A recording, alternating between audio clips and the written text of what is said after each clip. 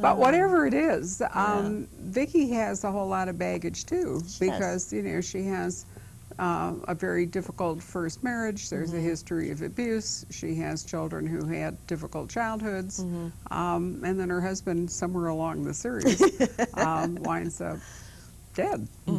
And she's, if I remember right, a suspect. She is. Inevitably in his murder. So she's got all that past to bear, and she's having a hard time relating to maybe Father John in a way is a safe bet for her. Because she's been seeing, or she has an interest in Adam, the lawyer. Adam Lone Eagle. Right? Who's really a catch. An interesting guy. Yeah, I think so. I like Adam. You've got her dragging her heels. Now, why is that? You know, it's interesting. I like Adam a lot. And I had one reviewer call him every woman's dream lover. So he's a real, you know, he's a really good-looking, tall, confident, you know, Sioux, Lakota.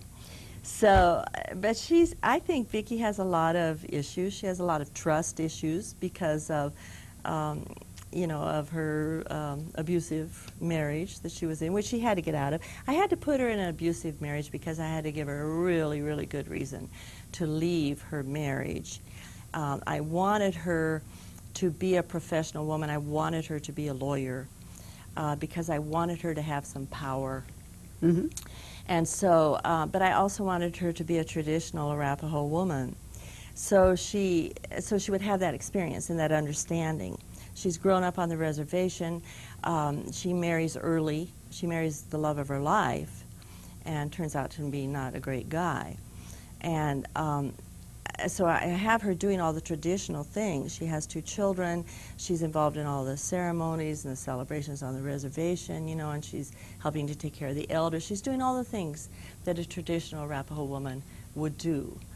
But you know, my challenge then was to figure out, well, how I'm going to give her power. How am I going to get her to be a lawyer? So the only way was for her to have an abusive marriage, which she had to leave.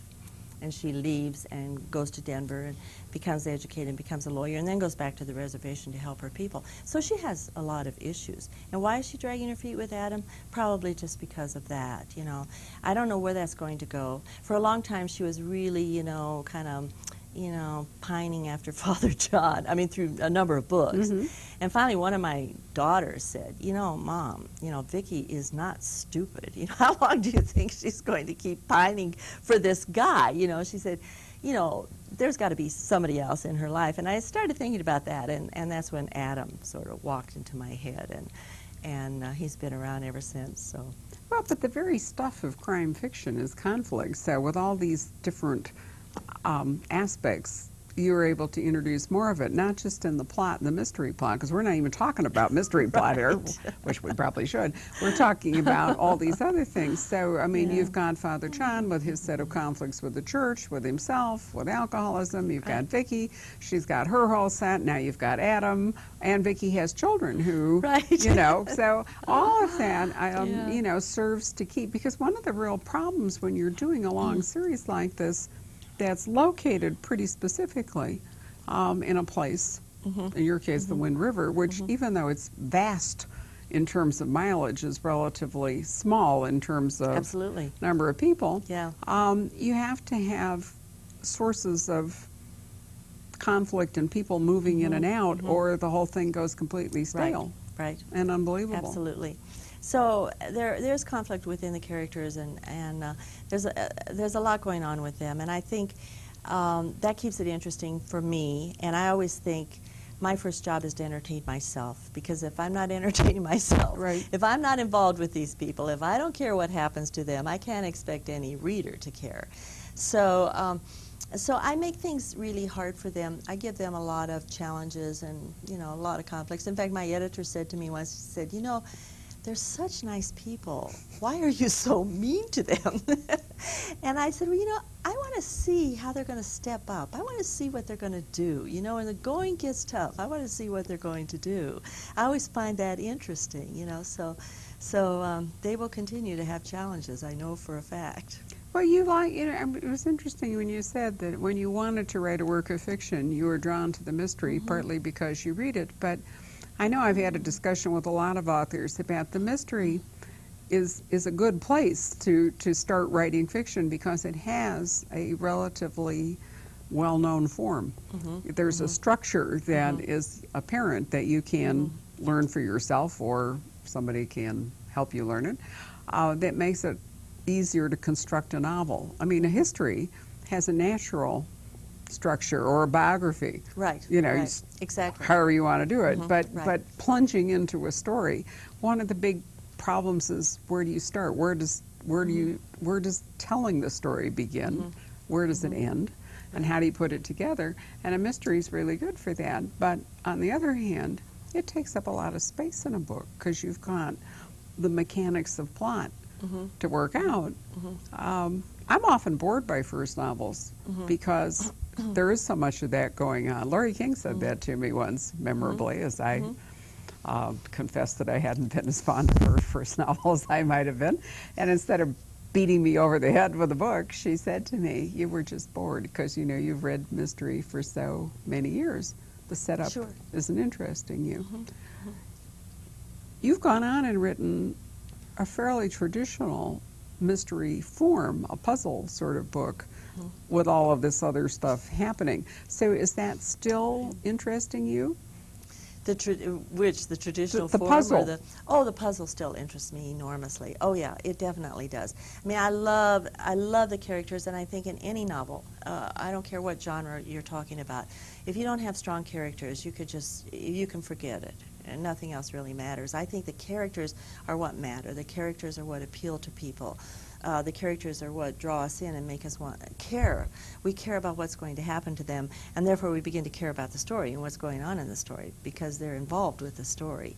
So I think characters are just critical. But I love the puzzle. I still love the puzzle. I love the plotting.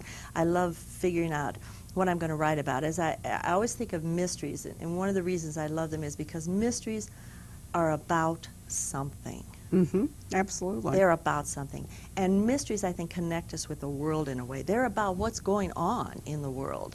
Good mysteries are. Sometimes they're an escape the other direction, sometimes with a talking animal or something. Yeah, right. Well, I guess the mysteries I read are about what's going on in the world.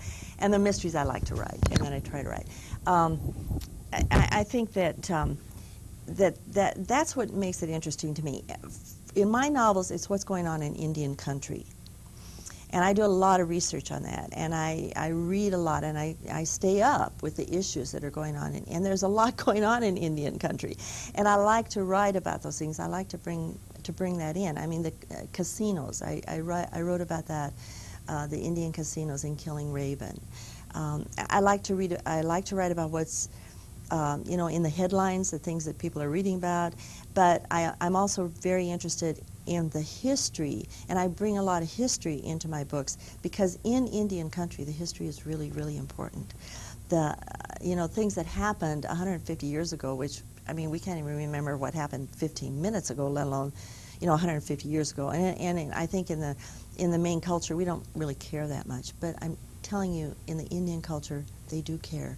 These things that happened in the mid-1800s, happened yesterday to them because they so affected their lives and even affect their lives today. So I bring a lot of history into my stories, and there are even, some things that in history like the Eagle Catcher was really, that plot really came out of something that had happened in history and that I had stumbled on when I was researching Chief Left Hand. And it had to do with the fact that when the reservations were carved out for the different tribes, the federal government sent their agents to the reservations to, quote, get the reservations ready for the Indians. Well, the way they got them ready for the Indians was to carve off the best lands, the lands with the water and the lands with the timber, for their own private ranches. And then the tribes got the rest of it. That actually happened. And so I was able to take that piece of history and work a plot around it that takes place today. And I'm interested in the way that history percolates up, through the years and through the decades and has to be dealt with in a whole new way in the present. Well,